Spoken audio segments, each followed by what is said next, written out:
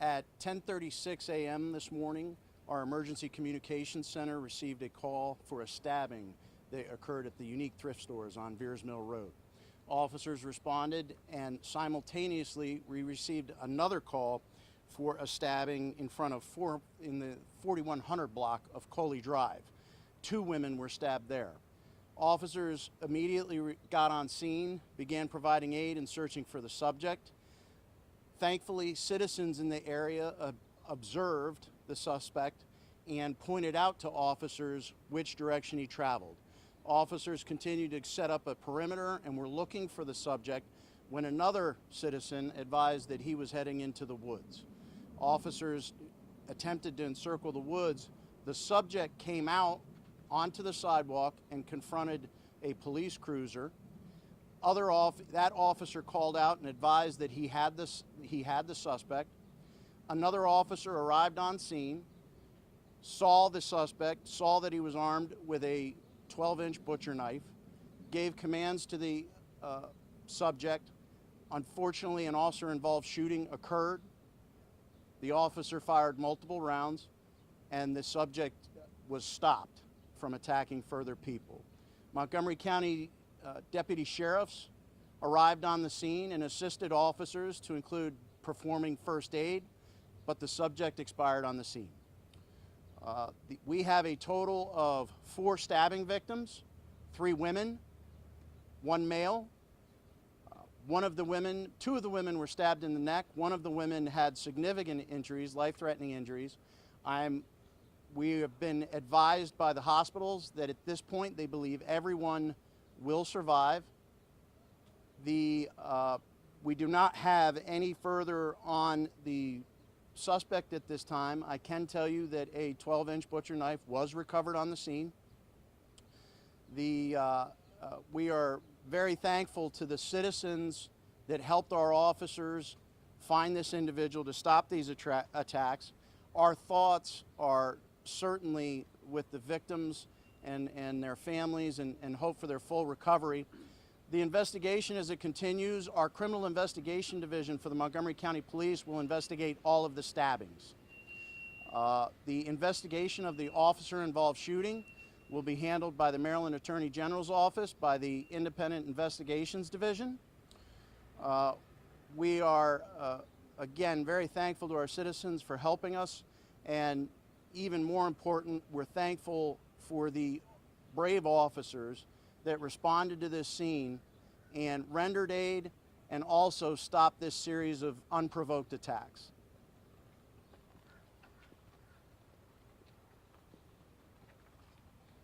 Good afternoon. As Carlos said, my name is Thomas, Thomas, Lester, Lester. Pursuant to Maryland law, the Montgomery County Police Department contacted us this morning to notify us of an officer-involved shooting, which is standard in any of these type of cases that occur throughout the state. So our investigators, along with crime scene technicians from the Maryland State Police, are on scene, gathering evidence, speaking with witnesses, and processing the crime scene. Our focus on this will be the officer-involved shooting portion.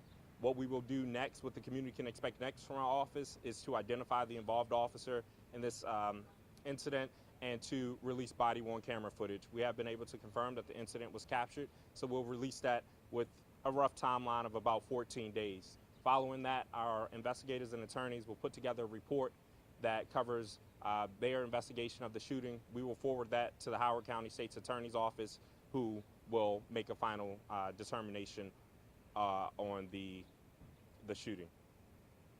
We'll open it up to any questions for the chief and myself. Can you say what, what started the first incident at the thrift store? Any witnesses to that? We have witnesses. We're continuing our interviews, but at this point it was an unprovoked attack. Were the officers injured or harmed in this incident that confronted the suspect? Thankfully, our officers were not injured. I will tell you they are shaken up. It's one of the worst days that an officer can have, and we're doing our best to make sure that their health is looked after. You mentioned 4 victims. Correct. The thrift shop and then the 2 on Collie. Were there 2 at the thrift shop? No, there was 1 at the thrift shop. There was 2 on Collie, and officers that responded found the 4th victim as they were circulating the area. That individual was also on collie. Was it all three people on collie women? No, there two women, and then the fourth that was found was a male. Chief, where did the officer involved shooting actually take place? It occurred, I would say, about in the 4300 block, about a block and a half behind me. I know you said it appeared to be unprovoked. Will there be a toxicology report done on the man who was shot by the officer to see if there was any substance or anything involved? So the Office of the Chief Medical Examiner, when they do an autopsy, they do test for certain substances, and that would be in the autopsy report. But because the Independent Investigations Division with the Maryland OA Office of Attorney General, that is their part of the case to handle. They would follow up on anything there. Do the suspect and victims know each other? Do they have any sense of recognition? We have no indication that the individual that attacked these people knew them. Is anyone at the thrift store an employee? Were they customers? Do you know?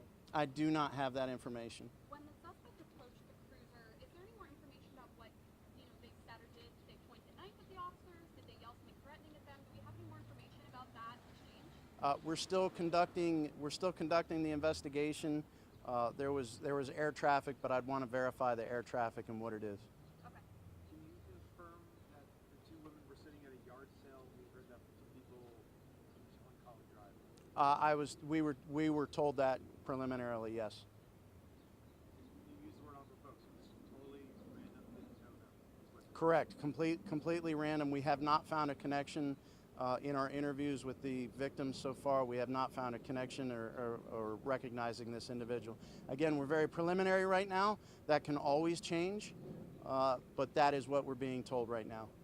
Just to clarify, there's 4 victims involved, 3 female, 1 male. Correct. 1 with life-threatening injuries, but all 4 are expected to survive. All 4 are going to survive. One individual did not get transported. It was a superficial stab wound. The other 3 were transported, and our medical professionals here in the county at Holy Cross and Suburban have done a very good job. Is the suspect a known police officer? We don't have any information on his identity yet. Can you just walk us through one more time what exactly the next steps for the 2 officers that were involved in the shooting? What's going to be taking place in terms of procedure for them? So the 2 officers, it was 1 officer involved in the shooting.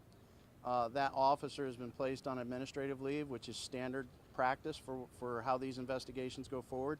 The Independent Investigations Division can speak more to what their steps are. The other officer, we've placed, the other witness officer, we've placed him on administrative leave as well for his welfare.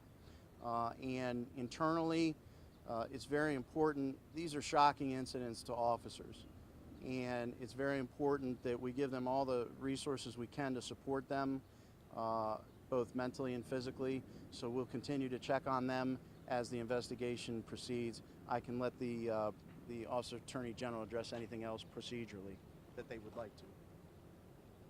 Basically, as I said earlier, we will release the officers' information, name, years of service to the community, and then from there, we're kind of in a waiting period to answer your question about the autopsy. So we're waiting for the autopsy report to come in. We're waiting for the ballistics to come in. We want to make sure we've interviewed witnesses, reviewed available camera footage, and we'll put together a report that ultimately will come out and be released to the public at a later time. Yeah, Chief, that call came in, you said around 10 this morning? It came into our communication center at 10:36 a.m.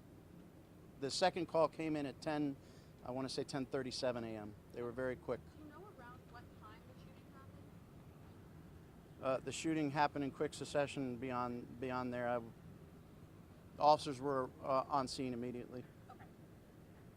Has the suspect been identified at this time? That investigation is still ongoing. We have to go through notifications to next of kin, and but that part of the investigation is ongoing. So just to confirm, next have not been notified yet about the suspect. No, they have not. Any just response to something like this happening in your community? Montgomery County is a very safe community. I will tell you this, on a Saturday afternoon where folks are having a yard sale and just shopping at a very popular thrift store, we don't expect this. We certainly don't accept it. We will look at the history here of why this occurred, but I want to reiterate that the community is safe, and it's because of the officers that responded today. And we will continue to do our best to address issues and keep it so that people can go about their day and have a yard sale and go shopping at a thrift store without any issue. Do you have an expected timeline as to when the investigation will wrap up and the street will be reopened for the residents in this neighborhood? So the Maryland State Police and Officer Attorney General working through that. I know they work diligently, but these scenes take time because they have to be right. That's the expectation of everyone involved. So we don't have an estimation yet. We're going to do a number of different things to document the scene and collect evidence. So it could be a few hours. Thank you, folks.